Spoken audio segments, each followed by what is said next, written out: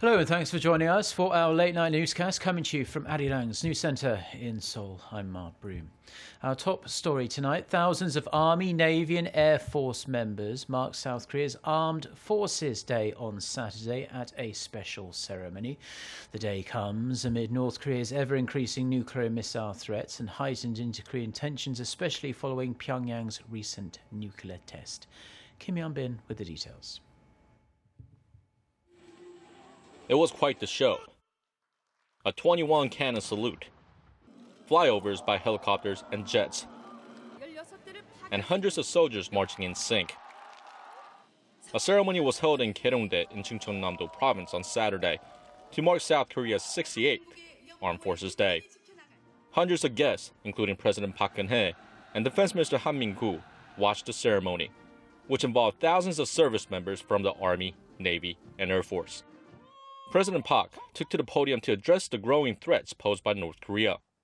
She emphasized that just this year alone, North Korea has conducted 2 nuclear tests and numerous missile launches, including ICBMs and ballistic missiles fired from submarines. 급기야 지난 9월 9일에는 국제사회의 강력한 경고를 무시하고 또 5차 핵실험을 감행하여 한반도와 세계의 평화를 위협하는 무모함을 다시 한번 드러냈습니다. The South Korean leader also emphasized the importance of deploying the U.S. THAAD missile defense system to South Korea. She stressed it will protect citizens and the armed forces from North Korea's increasing missile and nuclear threats. 사드 배치는 우리 국민을 지키기 위한 최소한의 자위권적 방위 조치입니다. 북한의 공격에 대비하여 우리가 해야만 하는 조치를 하는 것입니다. 북한이 각종 미사일을 연속적으로 발사하고 있는 지금 이 상황에 우리 국민과 장병들을 그대로 위험에 노출시킬 수는 없습니다.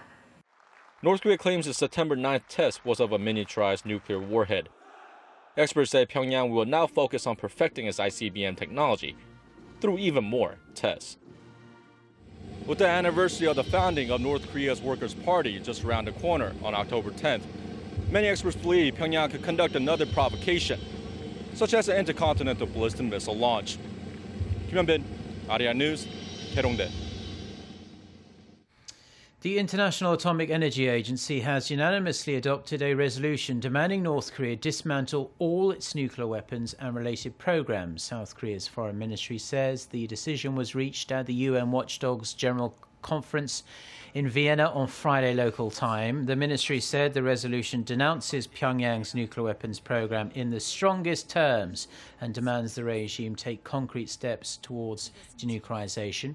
The IAEA and its members also reaffirmed that North Korea will not be recognized as a nuclear state and that Pyongyang must abide by the denuclearization promise made with 6 party talk nations back in 2005, as well as UN resolutions. It has emerged that South Korea's cyber command was hacked last month, raising speculation North Korea might have been the culprit. In a phone interview with a local news agency, main opposition party lawmaker Kim Jin-pyo said the hacking targeted the vaccine routing server installed at the cyber command. Kim, who is also a member of the National Assembly's National Defense Committee, said a malicious code has been identified, adding that it seems to have taken advantage of the vulnerability of the routing server. He said that, as a precautionary measure, the server has been separated from the network. Kim said chances are very low that the hacking led to a leak of confidential information. However, a probe is underway to figure out where the hacking originated. South Korea's Public Safety Ministry is working around the clock as heavy rain is expected over the remainder of the weekend. The country is expected to see at least 200 millimetres of rain from the indirect effect of Typhoon Chaba, which is currently making its way northward from Guam. If you are in the central region of Korea, expect to see at least 30 millimetres of rain an hour, accompanied by strong winds on Sunday. The ministry held an interagency meeting on Saturday to review action plans in case of an emergency and vowed to stay on alert. A rain watch is currently in place for the northern and central parts of the country, and that includes the capital, Seoul. Now, after turning to positive growth for the first time in almost 2 years, Korea's exports are back in negative territory. The relapse has been attributed to sluggish shipments of cars and mobile devices. Kim Min-ji with the details. Back in negative territory. The Trade Ministry says Korea's outbound shipments dipped an estimated 5.9% in September from a year earlier to $40.9 billion. There had been hopes for recovery after exports made a turnaround in August, ending a record 19 straight months of decline. Imports also posted negative growth despite picking up last month. Inbound shipments fell 2.3% to $33.8 billion.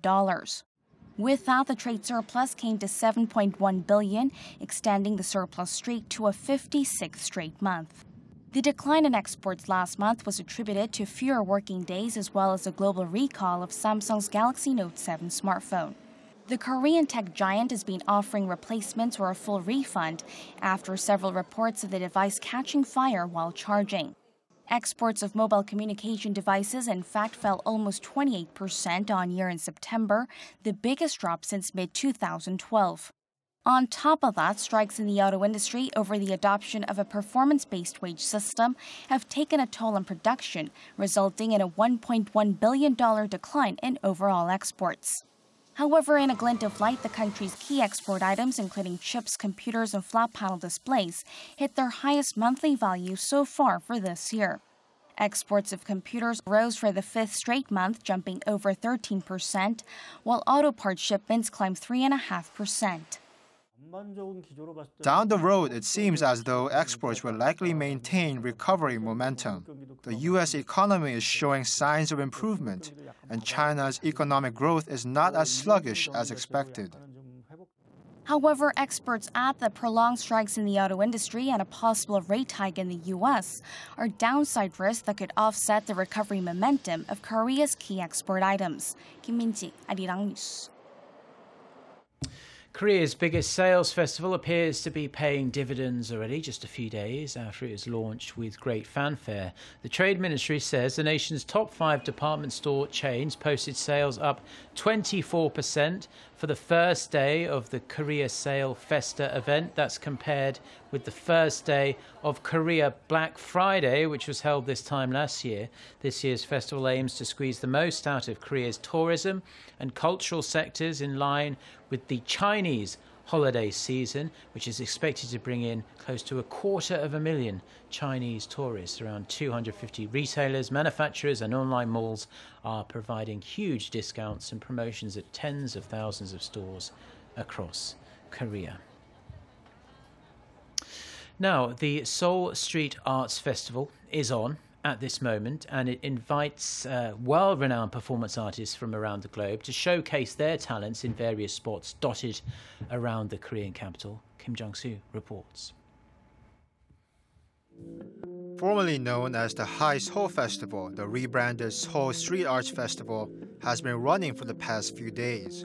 Seoul Plaza was packed with visitors as Friday night began with a unique tightrope performance called Sodade by the group Circus Suahes. Mesmerized spectators watched in silence as the France-based team performed daring physical feats while balancing themselves on a cable several meters above the ground. The circus told the story of a deported man stranded on a beach who took a literal walk down memory lane.